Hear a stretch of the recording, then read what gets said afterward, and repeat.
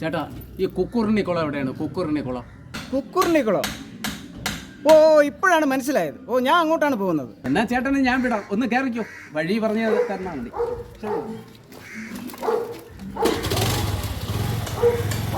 നേരെ നേരെ തന്നെ. ഓ, നേരെ പോയാ നേരെ പോയാ.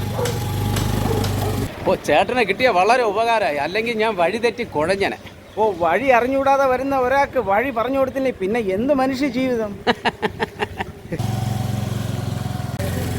എന്താ സ്ഥലം എത്തിയാ? ഓ, ഒരു മിനിറ്റ്, ഒന്ന് നിർത്തണം, ഒന്ന് വെയിറ്റ് ചെയ്യണം. നിങ്ങളുടെ സ്ഥലം ആയില്ല. ഒരു മിനിറ്റ്, ഞാൻ ഇപ്പോൾ വരാം. ഒരു മിനിറ്റ്.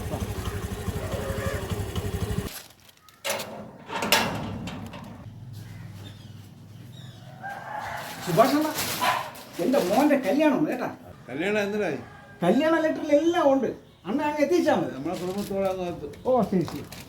ചേട്ടാ ഇനി ഒരുപാടുണ്ടോ ചേട്ടാ? അണ്ണാ തോണ്ടതോ അവിടെയും കൂടെ ഒന്ന് നിർത്തണം. എവിടെ? തോണ്ടതോ അവിടെ.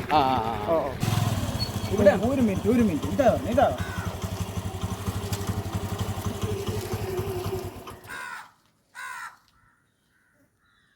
മക്കളെ, അച്ഛൻ വരുമ്പോൾ കൊടുത്തേക്കണം കേട്ടോ. ഓ, കൊടുത്തേക്ക്. കൃത്യമായിട്ട് എല്ലാവരും എത്തണം.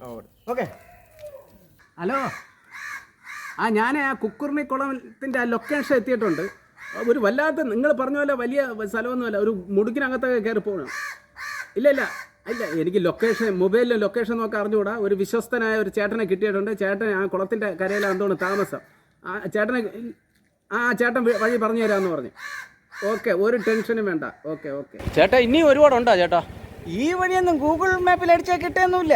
എന്നെ കിട്ടിയത് തന്നെ നിങ്ങളെ വലിയ രക്ഷയാണ്. അത് തന്നെ ചേട്ടാ, അത് തന്നെ. ചേട്ടാ എന്തിനു ചേട്ടാ ഇടയ്ക്കിടയ്ക്ക് ഇറങ്ങുന്നത്? എൻ്റെ മോൻ്റെ 2-3 കല്യാണ ലെറ്റർ കൊടുക്കാനുണ്ടായിരുന്നു. നീ ഒരു കാര്യം ചെയ്യല്ലോ, അവിടെ ഒന്ന് നിർത്ത്.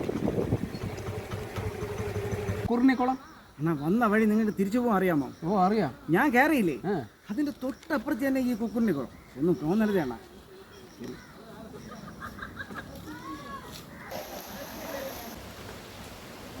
എടാ, വിളിച്ച കല്യാണങ്ങൾ എത്രണ്ണം ഞാൻ മുടക്കിയിരിക്കണം.